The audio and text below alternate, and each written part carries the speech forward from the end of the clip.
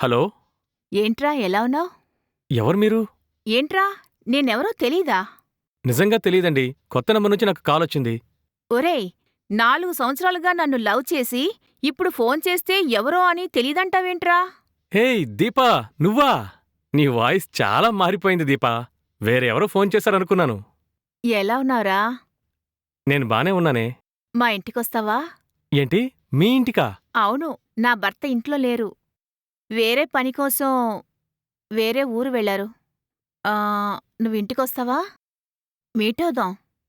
మీ ఇంట్లో వేరెవరూ లేరా? లేరు. సరే వస్తాలే. అడ్రసు? నేను అడ్రస్ నీ వాట్సాప్లో పంపిస్తాను. ఓకే ఓకే, వస్తాను. సరే, త్వరగా రా. ఆ? ఏంటిది? తనే ఫోన్ చేసి రమ్మంటోంది. ఈరోజు నక్కతోక తొక్కాననుకుంటాను. ఎంజాయ్ చేద్దాం. లోపలికి రారా. ఆ, రా కూర్చో. ఆ.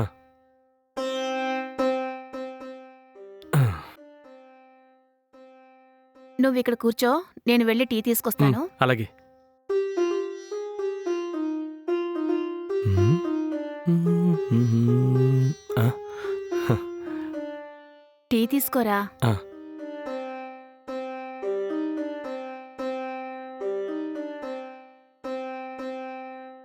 ఎలా ఉన్నావురా? ఏదో ఉన్నానులే.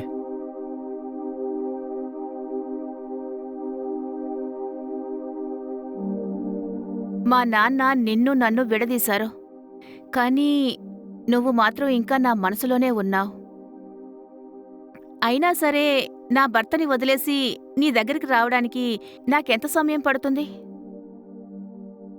కానీ దీనివల్ల గొడవలు ఎక్కువవుతాయి.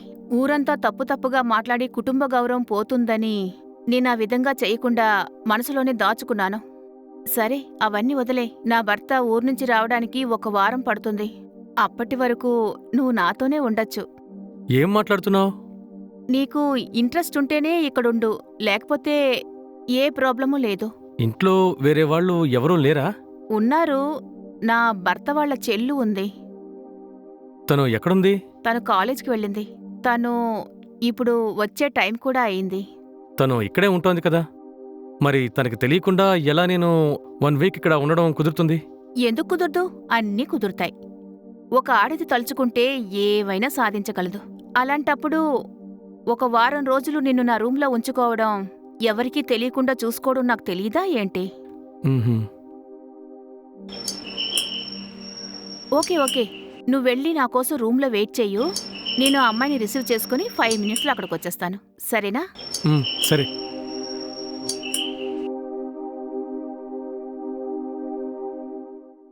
రారా. హాయ్ వదినా. నాకు కొంచెం హెడ్డెక్గా ఉంది. ఆహా. నేను వెళ్ళి నా రూంలో రెస్ట్ తీసుకుంటాను. నువ్వెళ్ళి చదువుకో. సరే.